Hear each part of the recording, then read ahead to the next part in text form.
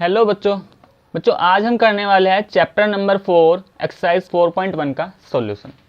देखो exercise 4.1 question number 1 क्या है। The cost of a notebook is twice the cost of a pen. Given है कि जो नोटबुक की कॉस्ट है वो पेन की कॉस्ट के क्या है, डबल है।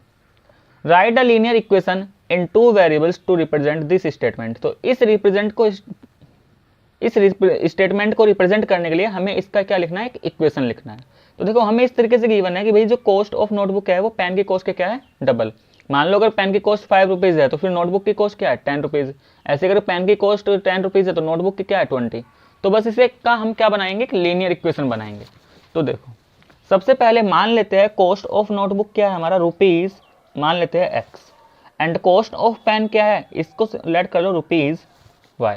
तो देखो अकॉर्डिंग टू क्वेश्चन हमें क्या गिवन है, कॉस्ट ऑफ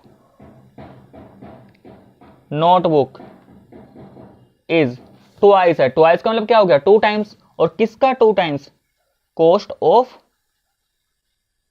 पेन। ठीक है, अब देखो हमने कॉस्ट ऑफ नोटबुक क्या लेट किया था, एक्स, ये 2 हो गया, इनटू कॉस्ट ऑफ पेन क्या लेट किया था, वाई। तो यहां से क्या बन जाएगी लीनियर इक्वेशन, x बराबर 2y। ठीक है, तो इसको हम यहाँ पे, ये हमारी लीनियर इक्वेशन आ गई।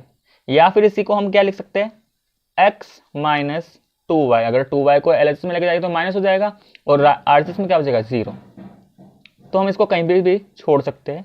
तो ये आ गया हमारा लीनियर इक्वेशन इन 2 वेरिएबल्स। तो ये तो था हमारा क्वेश्चन नंबर 1। नेक्स्ट आते हैं यहाँ पे क्वेश्चन नंबर 2। देखो क्वेश्चन नंबर 2 में क्या है, express the following linear equations in the form ax plus by plus c equal to 0 and indicate their values of a b and c in each case. इसमें क्या करना है, हमें यहाँ पे कुछ लीनियर इक्वेशंस गिवन है, उसको एक पहले तो हमें एक स्टैंडर्ड फॉर्म में लिखना होगा, ax plus by plus c equal to 0। Standard form में लिखने के बाद हमें उसमें जो a b एंड c है इनका वैल्यूज भी फाइंड करना है। तो देखो सबसे पहले हमें क्या करना है, एक तो हमें स्टैंडर्ड फॉर्म लेके आनी है। और स्टैंडर्ड फॉर्म क्या होता है लीनियर इक्वेशन का, लीनियर इक्वेशन 2 वेरिएबल्स का, ax plus by plus c equal to 0। और साथ के साथ हमें क्या करना है, a b c की वैल्यू भी फाइंड करनी है। तो देखो सबसे पहले हम यहाँ पे फर्स्ट पार्ट लेते हैं। गिवन है 2x प्लस 3y इक्वल 9.35 और 5 के ऊपर क्या है यहाँ पे, बार। ठीक है, तो देखो सबसे पहले तो क्या करेंगे, 2x प्लस 3y, 9.35 बार को हम इधर लेके आएंगे तो माइनस का 9.35 बार इज इक्वल टू क्या, 0। इसका मतलब ये हमारी एक स्टैंडर्ड फॉर्म आ गई है। कौन सी फॉर्म आ गई है, ax plus by plus c equal to 0। अच्छा ये स्टैंडर्ड फॉर्म तो बन गया। अब इसको कंपेयर करेंगे तो देखो x का कोफिशिएंट क्या होता है, a, तो यहाँ पे x का कोफिशिएंट क्या है, 2। तो कंपेयरिंग करने के बाद a क्या मिला, 2। b क्या मिल जाएगा, y का कोफिशिएंट होता है b और यहाँ पे y का कोफिशिएंट क्या है, 3, तो b हो गया 3। c क्या होता है, कांस्टेंट टर्म, और यहाँ पे कांस्टेंट टर्म क्या है, माइनस 9.35 बार, माइनस 9.35 बार। देखो ये जो माइनस 9.35 बार है ये भी क्या है, कांस्टेंट टर्म ही है, क्योंकि हमने पढ़ा था जो 9.35 बार यानी कि जो वैल्यूज बार की फॉर्म में आती है वो क्या रिप्रेजेंट करती है, वो रेशनल वैल्यूज होती है। क्लास हमने चैप्टर नंबर 1 में पढ़ा था कि हम बार वाले क्वेश्चन को क्या करते थे, रेशनल नंबर में कन्वर्ट करते थे। ये हमारा कांस्टेंट ही है। तो इस तरीके से हमें पार्ट नंबर 1 करना था।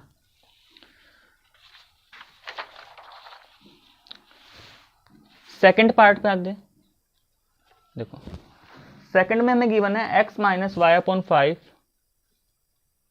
x minus y upon 5 minus 10 is equal to 0। ठीक है, अब देखो इसको क्या करेंगे, इसको हम लिख सकते हैं, अगर यहां पे मैं एलसीएम ले लूं तो डेनोमीटर में क्या आएगा, यहाँ पे 5। भाई x का डेनोमीटर क्या है, कुछ भी नहीं तो 1 है, 10 का क्या है, 1 है। 5 को 1 से डिवाइड करूंगा 5, तो 5 की मल्टीप्लाई किस में हो जाएगी, x में हो जाएगी। 5 को 5 से डिवाइड करूंगा 1, तो 1 की मल्टीप्लाई y में, तो y रहेगा। और ये भी क्या हो जाएगा, ये हो जाएगा इस तरीके से, माइनस 50 इज इक्वल टू 0। 5 तो हमारा उधर पहुंच जाएगा, तो क्या बनेगा यहाँ से 5x minus y minus 50 is equal to 0। तो ये तो आ गया हमारा इसका standard form, a x plus b y plus c वाली फॉर्म आ गई यहाँ से। अब इसको अगर कंपेयर करते हैं तो कंपेयरिंग करने के बाद हमें क्या मिलेगा, अगर हम इसको a x plus b y plus c equal to 0 से कंपेयर करते हैं तो देखो ए क्या मिलेगा, ए हमारा 5 हो जाएगा, बी क्या है y का कोफिशिएंट, तो y का कोफिशिएंट क्या है, कुछ भी नहीं है तो 1 है, और साइन कैसा है माइनस, तो -1। ऐसे ही c क्या है माइनस का 50। तो देखो एक तो हमने क्या किया यहाँ पे, हमने उसके डेनोमिनेटर को एलसीएम लेके और जो डेनोमिनेटर में था उसे उधर भेज दिया। बाकी इसको दूसरे तरीके से हम सीधे सीधे ऐसे भी लिख सकते थे, जरूरी नहीं कि अगर फ्रैक्शन में आ रहा है तो उस फ्रैक्शन को हमें रिमूव करना होगा। हम इसको क्या करते हैं, x minus y upon 5 minus 10 is equal to 0।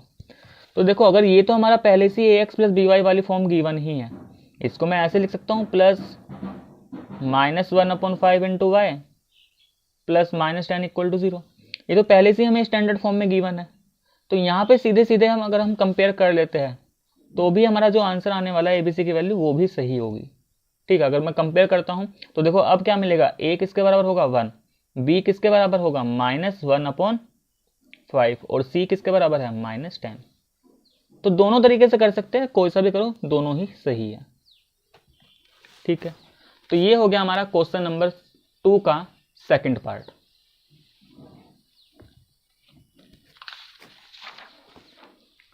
Next आते हैं हम थर्ड पार्ट पे। देखो थर्ड पार्ट में गिवन है -2x plus 3y is equal to 6। तो क्या करेंगे, इस 6 को इधर लेकर आएंगे, -2x plus 3y minus 6 equal to 0। तो ये तो आ गई हमारी ax plus b y plus c वाली फॉर्म। अब इससे कंपेयर भी कर लेते हैं। तो कंपेयरिंग करेंगे तो a किसके बराबर -2, b किसके बराबर y का कोफिशिएंट भी, और यहाँ पे y का कोफिशिएंट क्या है 3, तो b 3 के बराबर, और c क्या है कांस्टेंट टर्म, तो यहाँ पे कांस्टेंट टर्म क्या है 6 और साइन कैसा है माइनस का, तो c क्या हो गया हमारा माइनस का 6।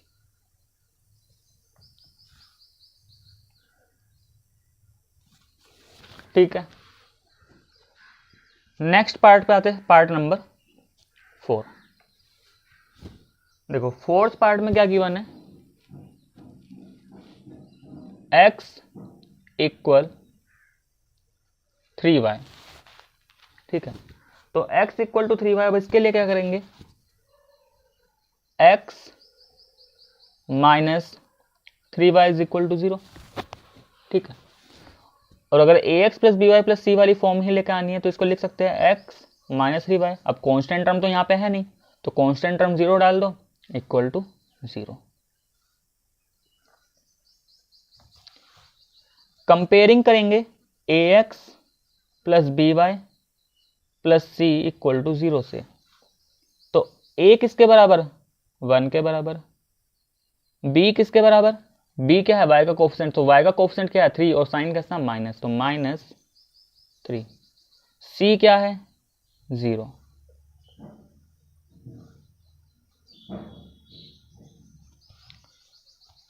नेक्स्ट इसमें फिफ्थ पार्ट में गिवन है 2x इक्वल 5y। तो देखो इसको कैसे लिखेंगे, 2x 5y को इधर कर जाएंगे तो साइड चेंज होगी, तो साइड चेंज होने पर साइन क्या हो जाता है चेंज, इक्वल में क्या बचा इधर आरएचएस में 0 बचा। अब इसको स्टैंडर्ड फॉर्म में लेकर आएंगे तो 2x minus 5y plus constant term क्या है, कुछ भी नहीं है इधर कांस्टेंट टर्म, तो हम क्या ऐड कर लेंगे 0, क्योंकि भाई कुछ भी नंबर अगर किसी भी टर्म में 0 ऐड कर दो कोई फर्क नहीं पड़ेगा, तो हमने क्या लिख दिया यहाँ पे +0 और इक्वल टू में क्या था 0।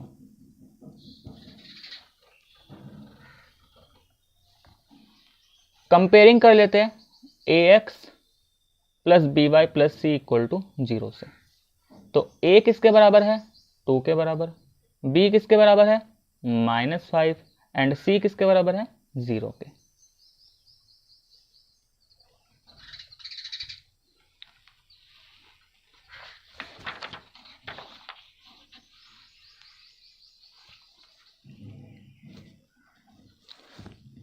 पार्ट नंबर 6 पार्ट में गिवन है 3x + 2 = 0, 3x + 2 = 0।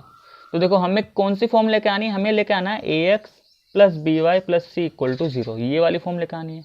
तो ध्यान से देखो यहाँ पे x वाला टर्म तो है, तो 3x तो ऐसे रहा। इस वाले आरजेस में हमारा क्या है, y वाला टर्म नहीं है। तो हम क्या करेंगे, y वाला टर्म लिख के जो इसका कांस्टेंट पार्ट है b, उसको क्या ऐड कर लेंगे 0, क्योंकि 0 × y का मतलब क्या है 0 है, और 0 को तो कहीं पे भी हम ऐड कर सकते हैं। एंड प्लस 2 ऐसे रहा = 0। तो ये क्या बन गई हमारी, इसकी स्टैंडर्ड फॉर्म बन गई। ठीक है, तो जो भी वेरिएबल नहीं है उस वेरिएबल को लेके उसका कोफिशिएंट क्या लिख देना है, बस 0 लिख देना है, क्योंकि 0 × y क्या होता है 0 ही होता है। अब कंपेयरिंग करेंगे तो a किसके बराबर है 3 के बराबर, b किसके बराबर 0 के, एंड c किसके बराबर 2 के।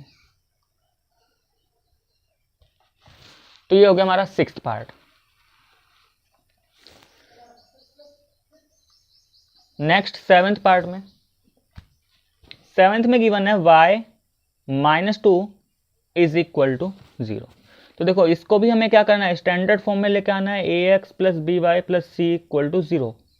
तो इसको कैसे लिखेंगे, अब यहाँ पे y वाला टर्म भी है, कांस्टेंट टर्म है, लेकिन x वाला टर्म नहीं है। तो हम क्या लेंगे, इसमें x वेरिएबल लेंगे और उसका कोफिशिएंट क्या लिख देंगे 0 लिख देंगे। फिर ये y एज इट इज रहा, -2 ऐसी रहा। तो ये क्या बन गई हमारी ax + by + c = 0 की फॉर्म। अब जब कंपेयरिंग करेंगे तो देखो कंपेयरिंग करने के बाद a क्या था x का कोफिशिएंट, तो यहाँ पे x का कोफिशिएंट क्या है 0 हो जाएगा। b क्या है हमारा y का कोएफिशिएंट, तो देखो यहाँ पे y के साथ तो कोई कांस्टेंट पार्ट आ ही नहीं रहा। तो जब भी y किसी वेरिएबल के साथ कांस्टेंट टर्म कुछ भी नहीं होता तो इसका मतलब क्या होता है 1 होता है। ठीक है, एंड c क्या है -2।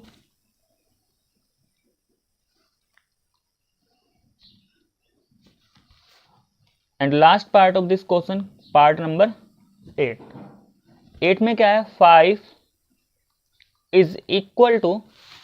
2x। तो देखो 5 = 2x।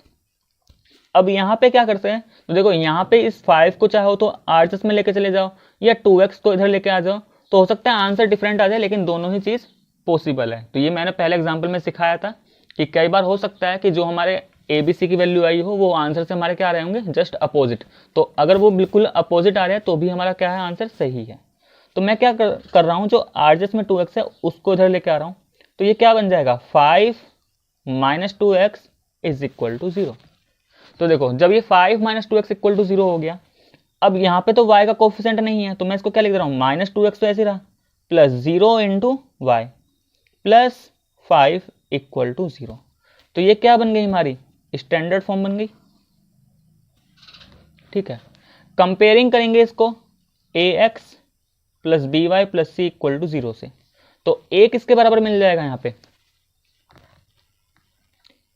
a तो होगा हमारा -2, b क्या हो जाएगा 0, एंड c क्या हो जाएगा यहाँ पे 5।